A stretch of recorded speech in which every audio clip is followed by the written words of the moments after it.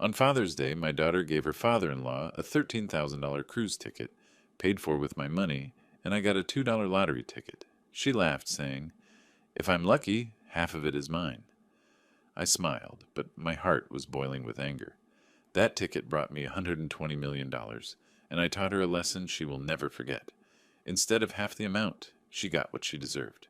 Before we continue, please subscribe to the channel and let us know where you are listening in the comments.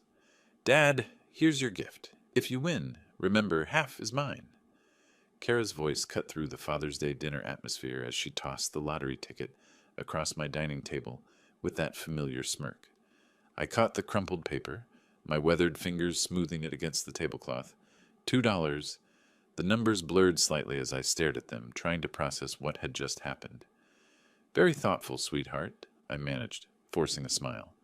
This is... Oh, but wait! Kara interrupted, her voice rising with theatrical excitement. I haven't given Eric his gift yet.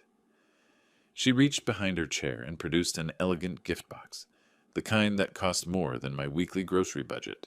The ribbon alone looked expensive, shimmering under my simple dining room light. Eric straightened in his chair, his perfectly pressed shirt catching the afternoon sunlight streaming through my small windows. My daughter's father-in-law had the kind of confident posture that came from never worrying about money. These, Kara announced, lifting the cruise tickets from their silk-lined box, cost $13,000. Eric deserves the best for everything he's done for our family.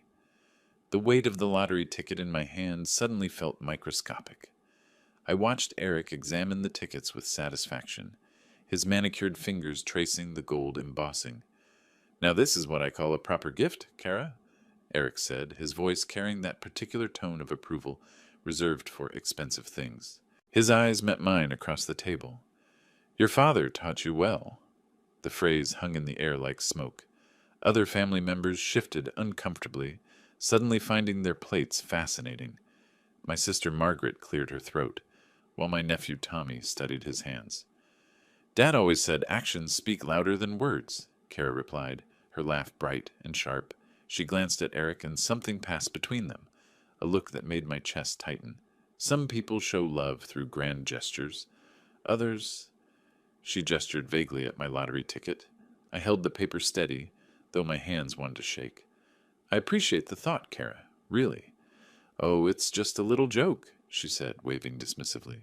But seriously, if you hit the jackpot, I expect my cut. I paid for it, after all. Eric chuckled, the sound low and satisfied. Perhaps next year Stephen will surprise us all with something more substantial. The afternoon sunlight highlighted every uncomfortable expression around my table. Margaret's fork paused halfway to her mouth. Tommy's wife Sarah studied the family photos on my walls with sudden intensity. Even my grandson Jake, usually buried in his phone, looked up with confusion.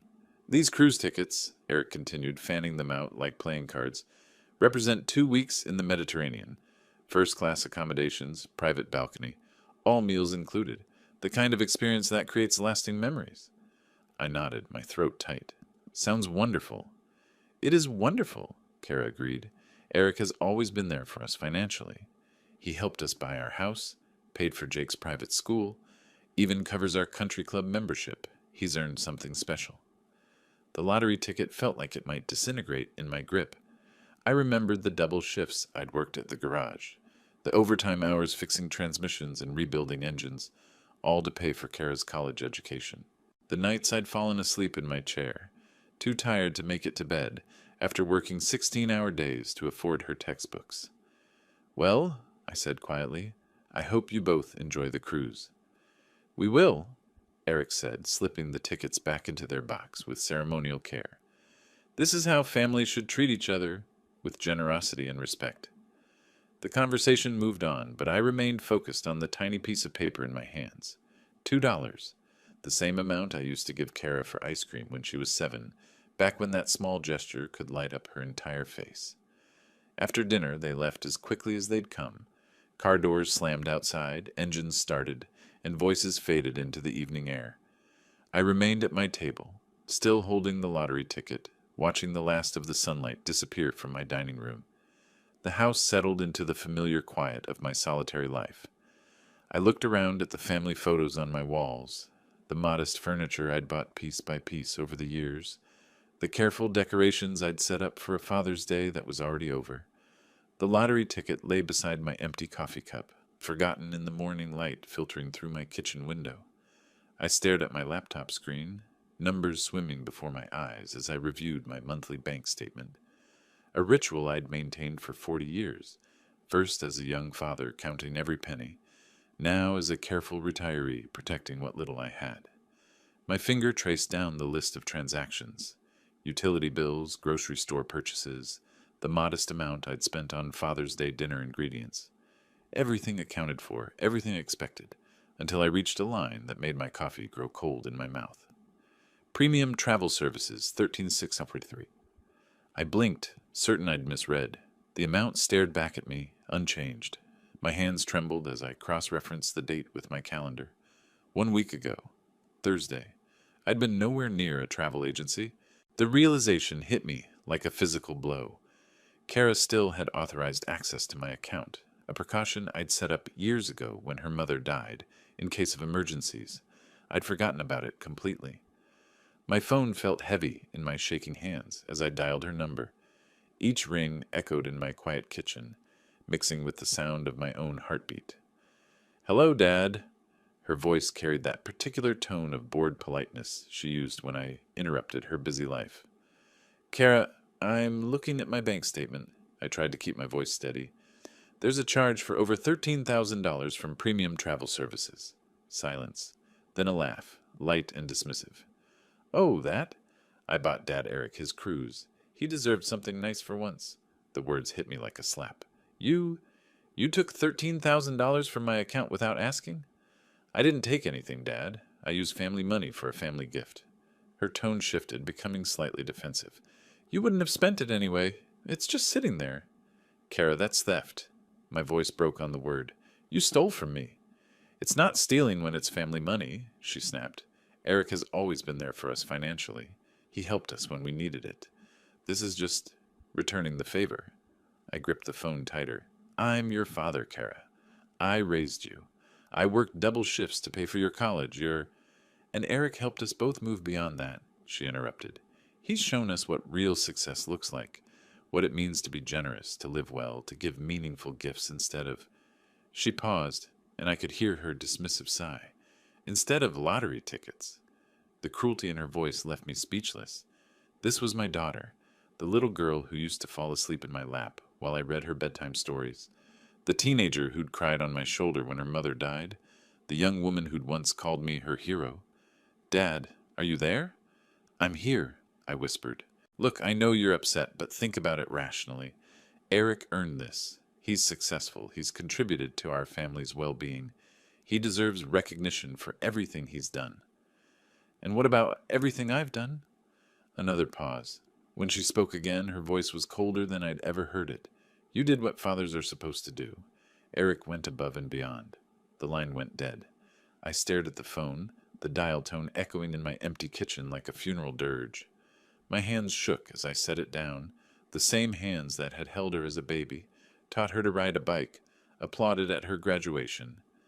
I walked to my nightstand and grabbed the lottery ticket, the $2 joke she'd thrown at me like scraps to a dog. Even this pitiful gift had been bought with my own stolen money. The irony was so perfect it almost made me laugh. Instead, I crumpled the ticket in my fist and marched to the kitchen trash can. The paper made a satisfying thud as it hit the bottom, joining the coffee grounds and empty cans that represented my simple, apparently worthless life. The house felt smaller suddenly, the walls closer together. I needed air, needed to move, needed to be anywhere but in this place where my daughter's betrayal echoed off every surface. I grabbed my jacket and headed for the door, my legs carrying me down the familiar streets of my neighborhood. The morning air was crisp, filled with the sounds of suburban life, lawnmowers starting up, children playing, neighbors calling greetings across fence lines. Mrs. Patterson waved from her garden, her arthritic hands gentle with her tomato plants. "Beautiful morning, Stephen." "Yes, it is," I replied automatically, though the day felt anything but beautiful. I walked past the Henderson house, where Tom was teaching his grandson to throw a baseball. The boy's laughter carried on the breeze, pure and uncomplicated. I remembered teaching Kara the same way, her small hands gripping the ball with determination, her face bright with joy when she finally made a perfect throw. When had that changed? When had my love become insufficient, my life something to be ashamed of? The questions followed me down Maple Street, past the corner market where I'd bought carrot candy as a child, past the park where she'd played on summer afternoons. Every memory felt tainted now, viewed through the lens of what she'd become. My phone buzzed with a text message. For a moment, hope fluttered in my chest. Maybe Kara had reconsidered. Maybe she'd realized what she'd done. Dad, I talked to Eric about the money situation. He thinks you're overreacting. It's not like you needed it for anything important. We'll pay you back when we can. Maybe for Christmas. Kay. I stopped walking. Read the message again, then a third time. When we can. As if $13,000 was pocket change. As if my financial security was negotiable. As if I should be grateful for the possibility of eventual repayment. The phone rang before I could respond. My sister Margaret's name appeared on the screen. Stephen, are you okay? Kara called me, said you were upset about some money thing. She stole $13,000 from my account, Margaret. The words came out flat, emotionless. To buy her father-in-law a cruise. Silence. Then, she what? She still had access to my account. She used it to buy Eric a $13,000 cruise for Father's Day. She gave me a $2 lottery ticket and told me half the winnings were hers. Jesus, says Stephen, are you sure? Maybe there's some mistake. She admitted it, said it wasn't really stealing because it was family money. I laughed bitterly. She said Eric deserved it because he's been generous to them. Unlike me, apparently. Margaret's voice softened with the kind of sympathy that made my chest ache. Stephen, I'm so sorry. I had no idea she'd become so... I don't even know what to call it. Cruel, I said simply. She's become cruel. We talked for a few more minutes, Margaret offering to come over, to call Kara herself, to help however she could. But there was nothing she could do, nothing anyone could do. My daughter had shown me exactly what I meant to her, and no amount of intervention could change that truth. I walked home slowly, my legs heavy with exhaustion that had nothing to do with physical exertion. The house felt different when I entered. Smaller, shabbier, marked by the kind of poverty that comes from being seen through someone else's dismissive eyes.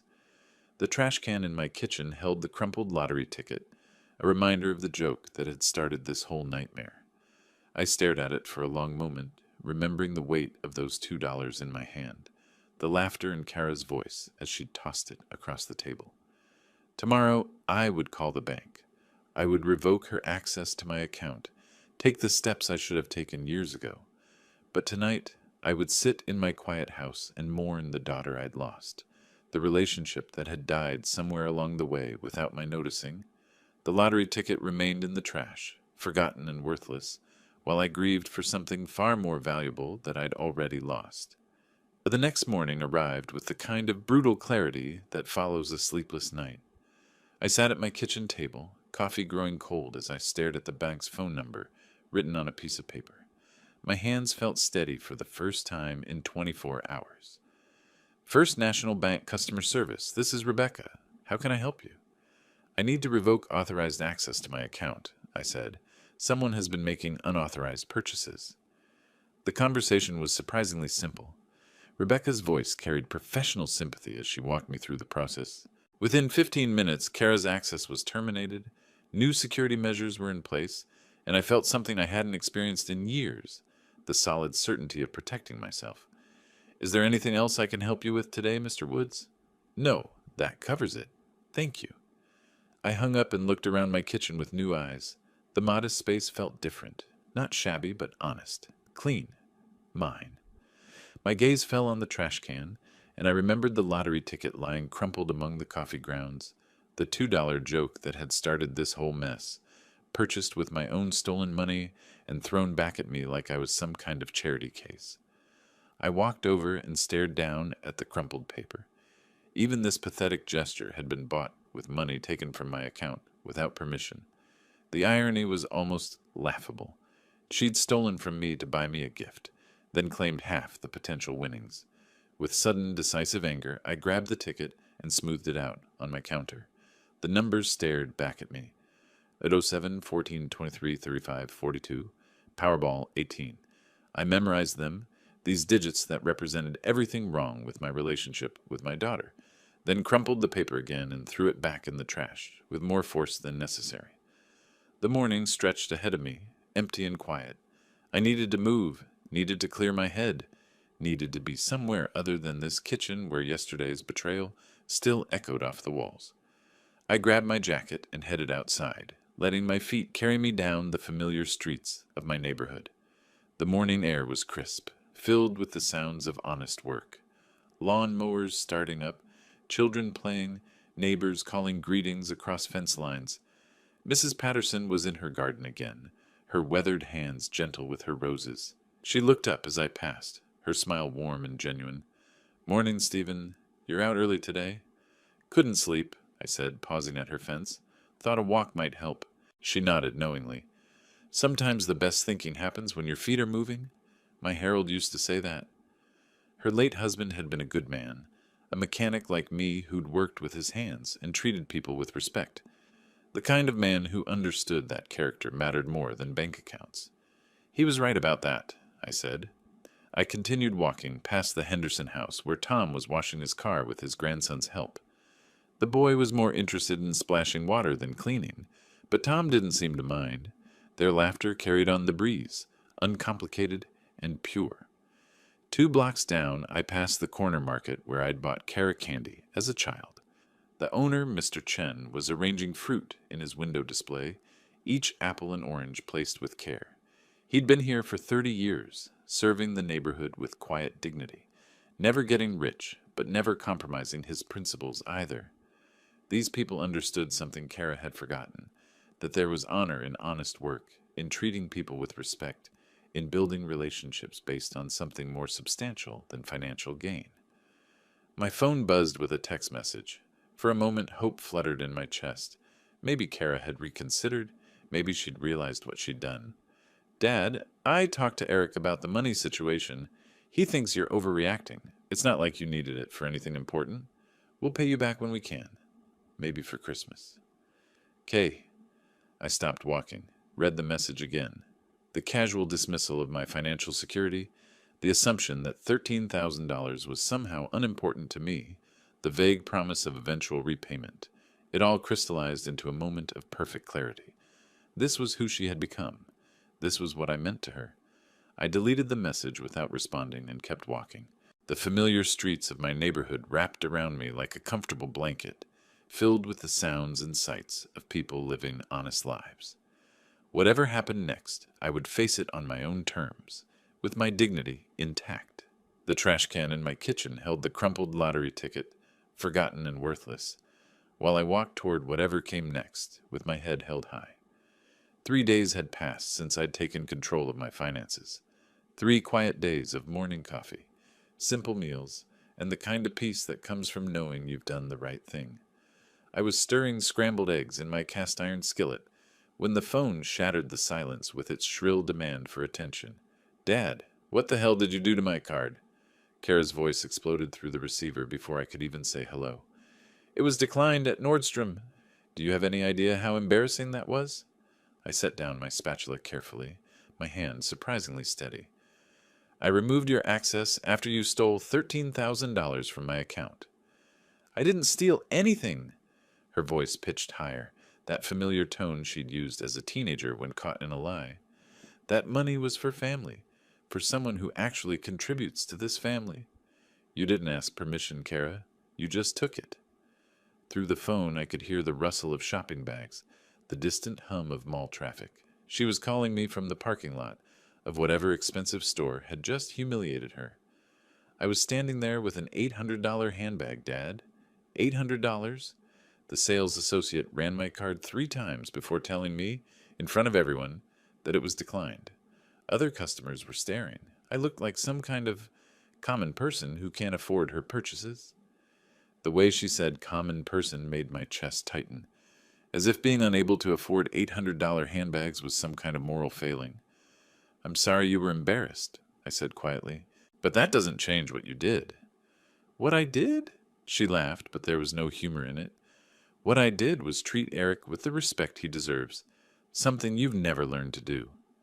I carried the phone to my kitchen table, settling into the same chair where I'd discovered her theft just days before.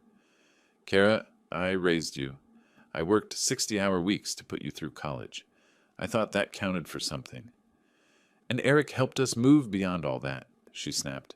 He's shown us what real success looks like, what it means to be generous, not sitting on piles of money like some kind of miser. The accusation hit like a physical blow. 40 years of careful saving, of choosing generic groceries, and driving used cars so I could provide for my family. And this was how she saw it. You're going to regret this decision, Dad. Her voice dropped to a tone I'd never heard before, cold and calculating. You think you can humiliate me publicly and just walk away? You think there won't be consequences?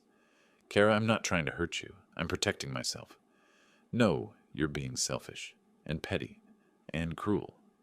Each word landed with deliberate precision. But I won't let you get away with it. I have friends, Dad. People who matter in this community.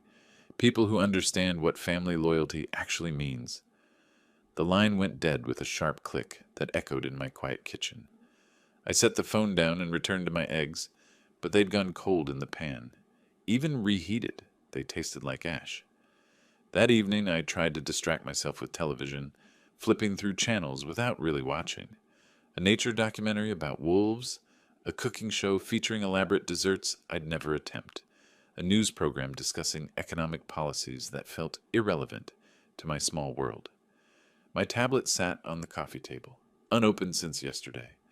I'd been avoiding social media, avoiding the temptation to check on Kara's life from a distance, but curiosity finally won. I opened Facebook and scrolled through the usual collection of neighbor updates and distant cousin vacation photos. Then I saw it. Kara's post sat at the top of my feed, accompanied by a photo of her looking devastated, her eyes red-rimmed with carefully applied tears. Having to write this breaks my heart, but I need support right now. My father has decided to cut off my access to what has always been our family money. After years of me being there for him, helping him through Mom's death, managing his affairs when he couldn't, he suddenly decided I'm not worthy of his trust. All because I bought Eric, who has been more of a father figure to our family than anyone, a gift with money that was sitting unused in an account. I never thought my own father could be so selfish and cruel. I'm honestly questioning everything I thought I knew about the man who raised me. The post had 47 likes and 23 comments. I scrolled through them, my stomach churning with each sympathetic response. OMG, Kara, I'm so sorry. Older people can become so paranoid about money. Your father should be grateful to have such a caring daughter. This is awful. Eric is such a wonderful man. He deserved that gift. Your dad is being ridiculous. Family money should benefit the whole family. Hang in there, honey. I closed the tablet and sat in my darkened living room, listening to the house settle around me. Somewhere in my bedroom, forgotten in the kitchen trash, lay the crumpled lottery ticket that had started this whole mess. The $2 joke that had revealed the truth about what I meant to my daughter. The following evening found me in the same chair, remote control resting loosely in my palm as I surfed channels with no particular purpose. The social media aftermath had been consuming my thoughts all day. Neighbors who suddenly avoided eye contact, the cashier at the grocery store who'd looked at me with newfound suspicion. Kara's narrative was spreading, and I was losing the battle for my own reputation without even fighting. Click, a cooking show featuring complicated French pastries. Click, a sitcom from the 90s that I'd seen countless times. Click, local news discussing city budget issues. Click, the state lottery drawing program. Good evening, Ohio. Welcome to tonight's Powerball drawing, where we have a rollover jackpot of $120 million. I almost changed the channel, but something about the announcer's cheerful voice made me pause. Maybe it was the absurdity of it. Here I was, being called a greedy miser for protecting my modest savings, while someone was about to win more money than I could spend in 10 lifetimes. Tonight's winning numbers are... The announcer's voice took on that ceremonial tone reserved for momentous occasions. 7, 14, 23, 35, 42. And the Powerball is 18? My hand froze on the remote. Those numbers sounded familiar, disturbingly familiar. I grabbed a pen from the coffee table and scribbled the numbers on the back of an envelope as the announcer repeated them. 7, 14, 23, 35, 42, Powerball 18. My heart began racing before my mind fully caught up. I knew those numbers. I'd seen them recently, stared at them long enough to memorize them in a moment of anger and irony. The lottery ticket, the crumpled piece of paper I'd thrown away in disgust 3 days ago. I stumbled to the kitchen, my legs unsteady beneath me. The trash can sat innocently by the counter, filled with the detritus of solitary living, coffee grounds, empty cans, food scraps. I plunged my hands into the mess, digging through banana peels and soggy paper towels, searching for a small piece of paper that might change everything. My fingers found it near the bottom, stuck to the side of a yogurt container. The lottery ticket, stained with coffee grounds and wrinkled beyond recognition, but still readable. I carried it to the kitchen sink and carefully rinsed off the worst of the debris, my hands shaking as I unfolded it. 7, 14, 23, 35, 42.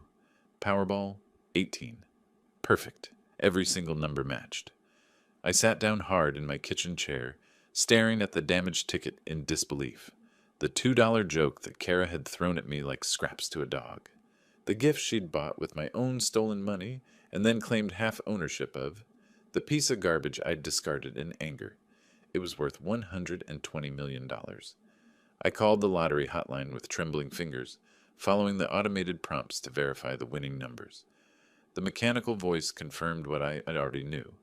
The winning Powerball numbers for tonight's drawing are 7, 14, 23, 35, 42, with Powerball 18.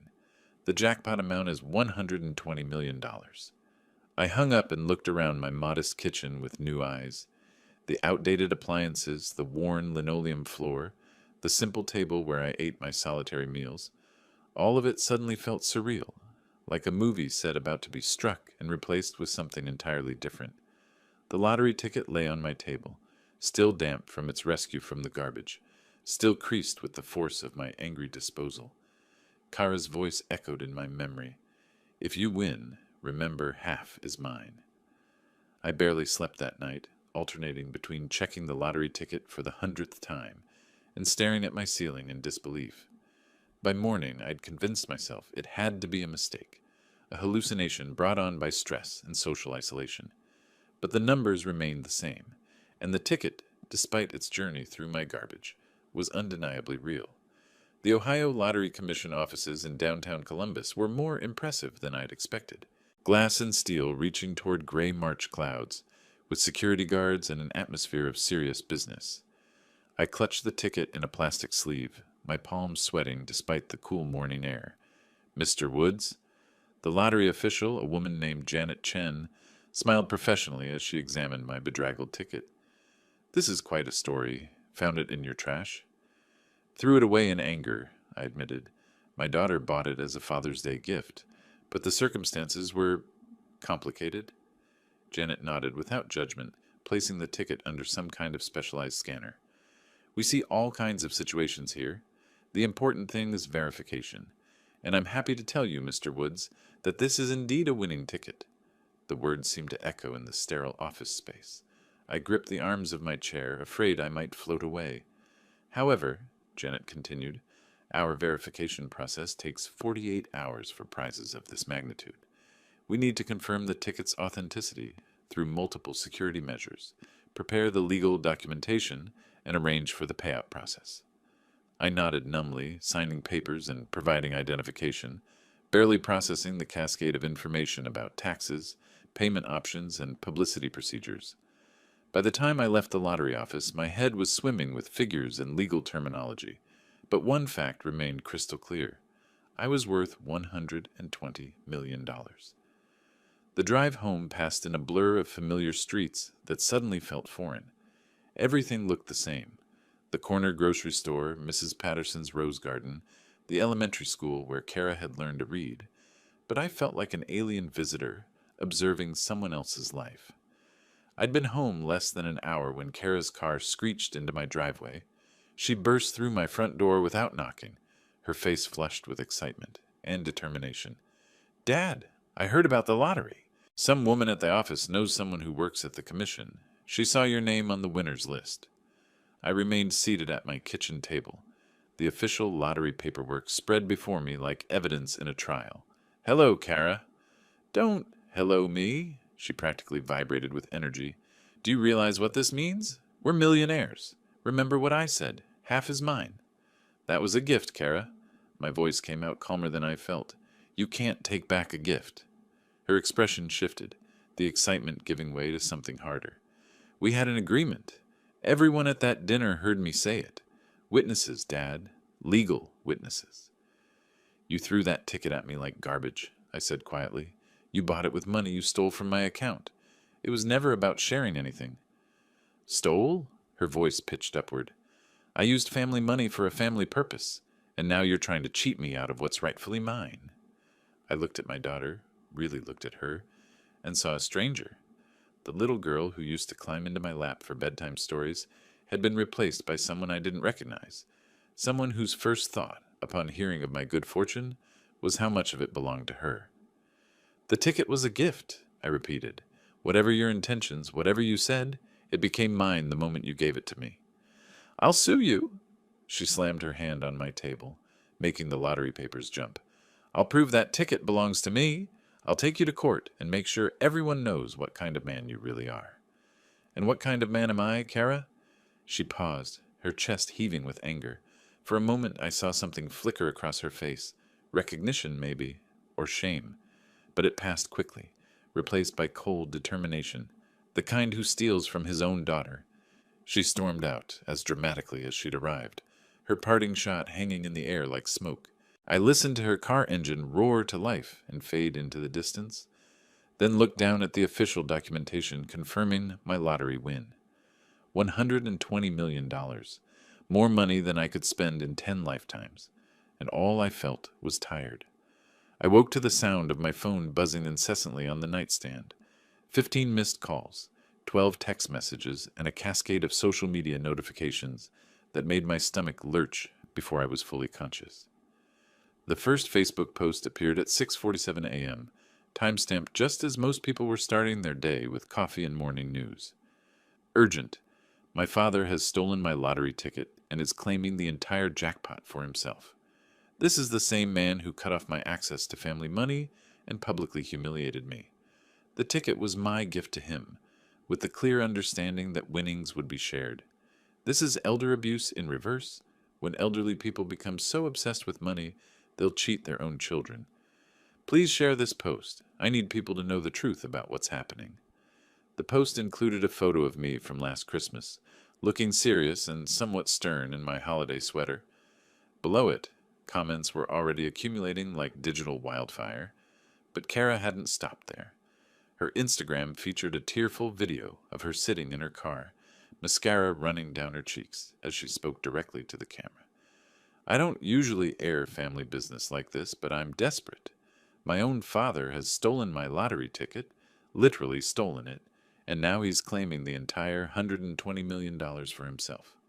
I bought that ticket as a Father's Day gift. I jokingly said, half is mine, because that's what you do with family, right? You share. But apparently my father heard that as a legal challenge instead of a daughter's love. Eric had coordinated his own campaign across LinkedIn and Facebook, his posts carrying the weight of professional credibility. Witnessing financial elder abuse is devastating, but reverse elder abuse is equally damaging to families. When elderly individuals become obsessed with money to the point of betraying their children's trust and generosity, we all lose. My wife is heartbroken by her father's greed. The lottery ticket was purchased as a gift, with clear verbal agreements about sharing, yet he claims exclusive ownership. This behavior destroys families and communities. My phone rang again. Margaret. Stephen, what in God's name is happening? My neighbor just called asking if you really stole Kara's lottery ticket. Social media is going crazy.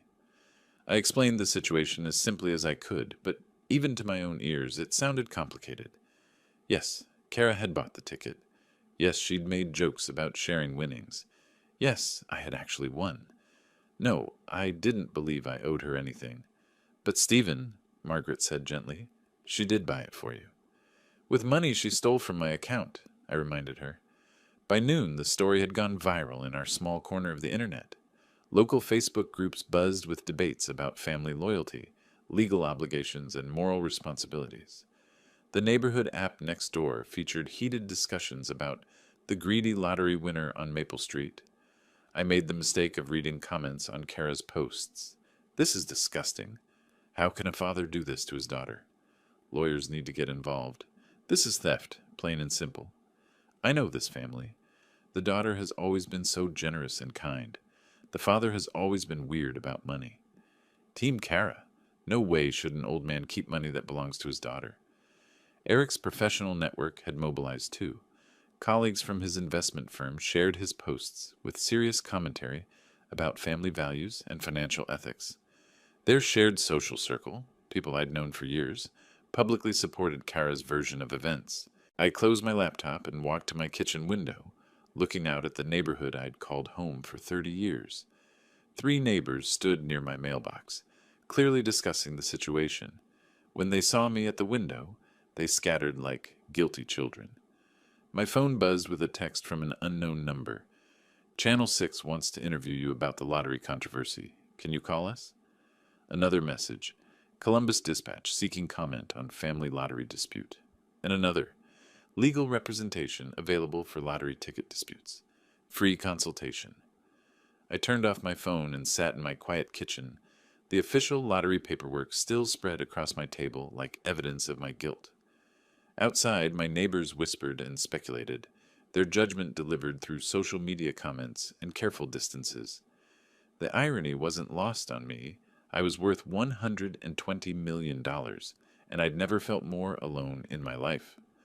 The morning light filtered through my kitchen window as I spread printed copies of Kara's social media posts across my table like evidence in a trial.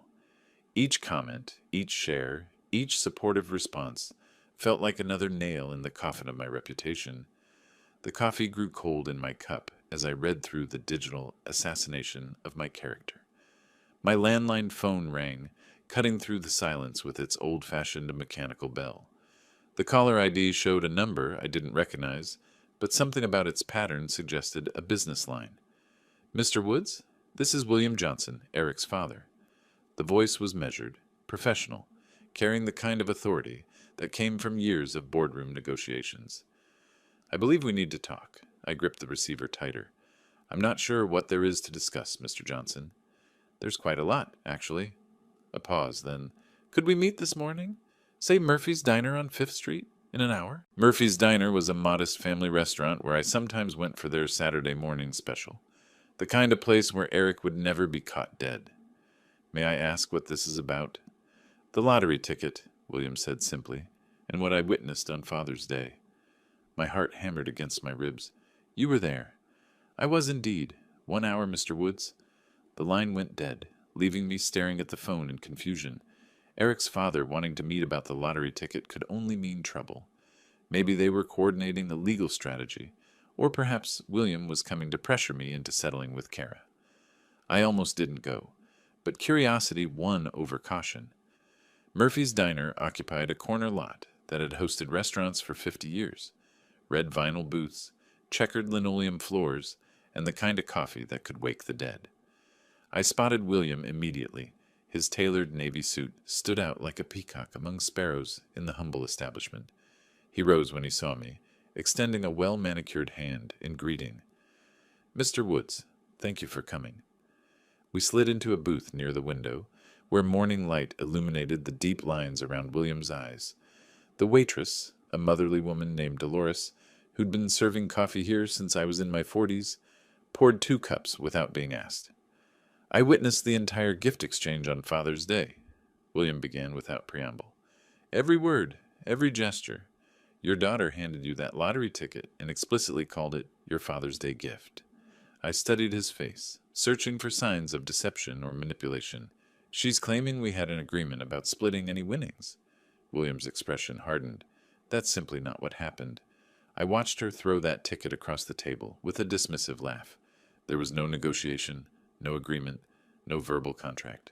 It was a gift, pure and simple. He pulled out his phone, scrolling through Facebook with the efficiency of someone who'd built a business empire in the digital age. What my son and daughter-in-law are doing is unconscionable. They're destroying your reputation with lies. You're Eric's father, I said carefully. Why would you go against your own son? William's laugh was bitter. Because I raised him to have integrity, and he's forgotten everything I taught him. This lottery situation has revealed something about Eric that deeply disappoints me. He showed me his phone screen where he'd begun typing a lengthy Facebook post. I'm going to set the record straight. My name carries weight in this community, Mr. Woods. People know I don't lie about business matters, and this is exactly that, a matter of legal ownership and ethical behavior. I read over his shoulder as he refined his statement. As a witness to the Father's Day gathering at Stephen Wood's home, I feel compelled to address the current social media controversy. I personally observed Kara Johnson purchase and present a lottery ticket to her father as a Father's Day gift. There was no negotiation, no agreement about sharing winnings, and no conditions attached to the gift. Mr. Woods is the rightful owner of that ticket and any winnings it may have generated. The current social media campaign against him is based on false information, and I cannot remain silent while a good man's reputation is being destroyed by members of my own family. You don't have to do this, I said quietly. Yes, I do. William's finger hovered over the post button. My son has forgotten what it means to be a man of honor. Perhaps public embarrassment will remind him. He posted the statement, and immediately his phone began buzzing with notifications. Within minutes, comments appeared from people in Columbus's business community, colleagues who knew William's reputation for honesty and fair dealing. This changes everything, I breathed, watching the tide of public opinion shift in real time. William pocketed his phone and looked at me directly. Mr. Woods, I built my business on integrity. I can't watch my son destroy that legacy with lies and manipulation. We sat in comfortable silence, watching normal people go about their Saturday morning routines. Families ordering pancakes, elderly couples sharing the newspaper, teenagers texting while their parents tried to engage them in conversation. Life continuing normally while my world transformed. The truth has a funny way of surfacing, William said finally. Sometimes it just needs the right person to speak it. We shook hands outside the diner, his grip firm and reassuring. As he walked toward his black Mercedes, I remained by my modest sedan, feeling something I hadn't experienced in weeks. Hope. 2 weeks later, the phone call I'd been waiting for finally came. Mr. Woods, this is Janet Chen from the Ohio Lottery Commission. Your verification process is complete, and we'd like to invite you to our formal check presentation ceremony tomorrow morning. A ceremony? I asked, still processing the magnitude of what was happening. We offer winners the choice between a private meeting and a public presentation, given the recent interest. In your case, we thought you might prefer the transparency of a public ceremony. I thought about Kara's social media campaign, about the whispered conversations that followed me through grocery stores, about the neighbors who no longer made eye contact. Yes, I'd like the public ceremony. Excellent. 10 a.m. at our Columbus headquarters. There will be media present, so dress appropriately. And Mr. Woods, congratulations. This is going to change your life. That evening I laid out my best clothes. A navy blue suit I'd bought for my wife's funeral 8 years ago. A white shirt that still had the crisp edges of professional pressing, and the tie Cora had given me for Christmas 5 years back, before everything changed. The lottery office buzzed with activity when I arrived. Television crews adjusted lighting equipment, photographers tested angles, and lottery officials bustled around with clipboards and official documents. I felt like an actor who'd wandered onto someone else's movie set. Mr. Woods? Janet Chen approached with a warm smile. Ready to become a millionaire? The actual ceremony was surprisingly formal. A backdrop featuring the Ohio Lottery logo, an oversized check that took 2 people to hold, and enough camera flashes to light up a stadium.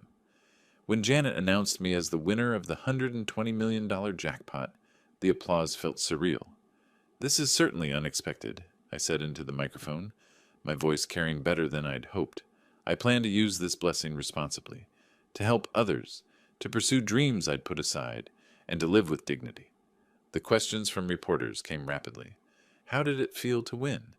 What were my plans? Would I quit working? I answered as honestly as I could, focusing on gratitude and responsibility rather than the family drama that had brought me here. Then, through the crowd of media personnel, I saw them. Kara and Eric pushed through the gathering, her face flushed with determination and desperation. She wore the kind of outfit she reserved for important occasions, a designer dress that probably cost more than my monthly pension. "Stop!" she called out, her voice cutting through the professional atmosphere like a knife. "That's my ticket. We had an agreement." Security personnel moved immediately, but Kara's voice carried over their intervention. "Everyone here needs to know. That ticket was mine. He's stealing from his own daughter." The cameras, which had been focused on me and the ceremonial check, swiveled toward the commotion. This was the kind of drama that television news lived for. "Ma'am, you need to step back from the ceremony area," a security guard said firmly but politely. I looked directly at Kara, feeling calmer than I had in months. "Kara, please don't do this here." But she was beyond reason, gesticulating wildly as Eric tried to pull her back. "I bought that ticket. I said half was mine. Everyone at that dinner heard me." A reporter thrust a microphone toward me. "Mr. Woods, can you comment on this family dispute?" "The ticket was a Father's Day gift from my daughter," I said clearly, my voice steady despite the chaos unfolding nearby. "Mr. William Johnson, who was present at the dinner, has already confirmed the circumstances of that gift. That's all there is to it." "What do you plan to do with the money?" another reporter asked. I thought about Kara screaming in the background, about the months of manipulation and betrayal, about the years I'd spent enabling her worst impulses out of misguided love. "I plan to help others who deserve it," I said. "I want to start a business I've dreamed about for years, and I intend to live with the kind of integrity that makes a person worthy of good fortune." The ceremony concluded with handshakes and official paperwork, while Kara and Eric stood by their BMW in the parking lot, arguing with each other. I could see Eric's gestures growing more animated, his voice rising to match hers. I walked to my car carrying the ceremonial check and official documentation that made me one of the wealthiest men in Ohio. As I drove away, I glimpsed them in my rearview mirror, still arguing beside their expensive car, their relationship fracturing under the weight of their own greed. For the first time in months, I smiled. The next morning, I was sitting at my kitchen table with the newspaper spread before me, reading about my lottery win in black and white print, when I heard a car door slam outside. Through my window, I saw Kara walking up my driveway, but her demeanor was completely different from yesterday's aggressive confrontation. She moved slowly, almost hesitantly, her shoulders slumped in defeat. Instead of her usual bold entrance, she knocked softly on my door, 3 gentle taps that sounded almost apologetic. I opened the door to find her eyes red-rimmed and puffy, her designer clothes wrinkled as if she'd slept in them. "Dad, could we talk, please?" My paternal instincts stirred despite everything that had happened. "Come in, Kara." She followed me to the living room, perching on the edge of the couch like a bird ready to take flight. Her hands twisted in her lap as she looked around the modest space that had once been her childhood home. "I'm so sorry about yesterday," she began, her voice barely above a whisper. "I was just overwhelmed and scared. I wasn't thinking clearly." The tears came then, streaming down her cheeks with practiced precision. "Eric has been pressuring me so much about money lately. Our finances they're worse than I told anyone. I didn't know who else to turn to." I settled into my recliner, maintaining careful distance between us. "What kind of financial trouble, Kara?" "We're about to lose our house," she said, her voice breaking on the words. "The mortgage payments, the credit cards, Eric's business, it's all falling apart. We owe almost $400,000, and the bank is starting foreclosure proceedings." She painted a picture of sleepless nights, panic attacks, and desperate attempts to keep up appearances while their world crumbled. Eric's investment firm was failing, she claimed, losing clients and hemorrhaging money. The country club membership they couldn't afford to cancel. The private school tuition for Jake that was draining their resources. "I was too embarrassed to ask for help before," she continued, wiping her eyes with a tissue. "You know how proud Eric is. He'd die if he knew I was here, begging my father for money." I listened to her performance, and it was a performance, I realized with painful clarity. The same techniques she'd used as a teenager when she wanted something. The tears, the helpless damsel routine, the appeals to my protective instincts. "You've always been there for me before," she said, reaching across the space between us to touch my hand. "I just need help one more time, just enough to save our house and get back on our feet." "How much, Kara?" $2 million would solve everything, she said quickly, as if she'd rehearsed the number. "It sounds like a lot, but it's nothing compared to what you won. You'd still have over $100 million left." The simplicity of her request was breathtaking. $2 million, a sum that would have represented 40 years of my pre-lottery income, delivered as casually as asking to borrow $20 for gas. "Kara," I said gently, "I've heard these same promises before." Her expression shifted slightly, confusion flickering across her features. "What do you mean?" "You stole $13,000 from my account without asking. You publicly humiliated me on social media. You tried to take my lottery ticket by force." I kept my voice calm, factual. "Now you want me to reward that behavior by giving you $2 million? This is different." The tears came faster now, more desperate. "I was wrong before, I admit that. But we're talking about losing everything, Dad. Our house, our life, Jake's education. You need to learn to solve your own problems." The words hung in the air between us like a challenge. Kara's face transformed, the mask of vulnerability slipping to reveal something harder underneath. "You're really going to do this?" she asked, her voice taking on a familiar edge. "You're going to let your own daughter lose her house while you sit on $100 million? I love you, Kara, but I won't enable your choices anymore." She stood abruptly, pacing to the window and back. "Fine, fine, but don't expect to be part of Jake's life going forward. Don't expect Christmas visits or family dinners or phone calls when he graduates high school." The threats came faster now, each one designed to hit my deepest fears about isolation and family loss. No grandchildren at my funeral, no relationship with future generations, a lonely old man dying alone because he was too selfish to help his only child. "If that's your choice," I said quietly, "I'll have to accept it." The finality in my voice seemed to shock her. She stared at me for a long moment, perhaps recognizing that her manipulation toolkit had finally met its match.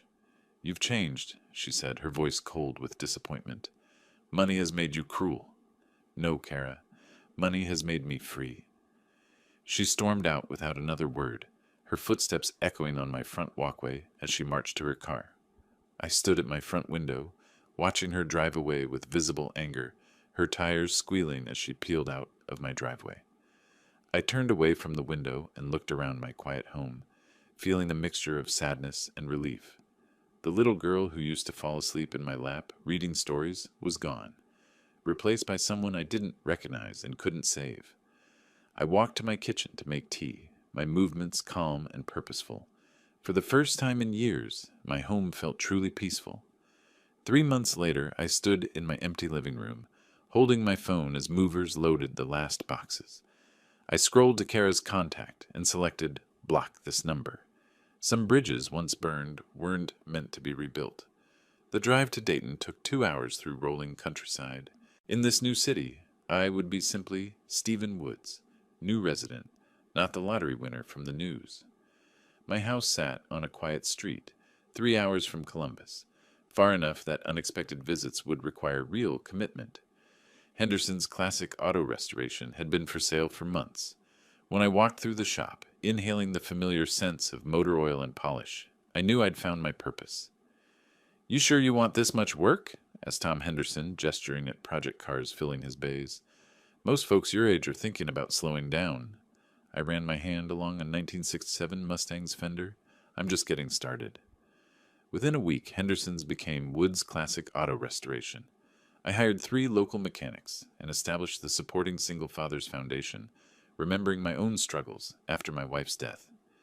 Evenings in Dayton were peaceful. I could walk without whispered conversations following me. The local diner served coffee without gossip about my personal life. "Settling in okay?" asked Helen, my neighbor, bringing homemade cookies. "Neighborhood's quiet, but we look out for each other." "Quiet is exactly what I hoped for," I told her. The shop became my sanctuary. Working alongside younger mechanics, I rediscovered satisfaction in solving problems with my hands rather than my checkbook. We restored a 1955 Chevrolet to mint condition. The owner wept when he saw it, and I understood completely. I thought about Kara sometimes, but without sharp pain. The money hadn't changed me. It revealed what I'd always been underneath years of enabling. My phone rang occasionally with unknown numbers I suspected were her, but I let them go to voicemail. On Thursday evening, I locked up after completing a 1969 Camaro restoration. Driving home, I passed the community center, where my foundation's plaque read, "Supporting strong families through tough times." I parked and looked up at emerging stars. Somewhere, Kara lived with her choices' consequences. What I could control was building something meaningful. Every restored car, every foundation grant, was a vote for a world where character mattered more than connections. The lottery ticket hung framed in my office now, not as a trophy, but as a reminder that sometimes the most valuable gifts come disguised as garbage, and the most necessary lessons come wrapped in pain. If you like this story, please like this video, subscribe to the channel, and share your impressions of this story in the comments. To listen to the next story, click on the box on the left. Thank you for watching.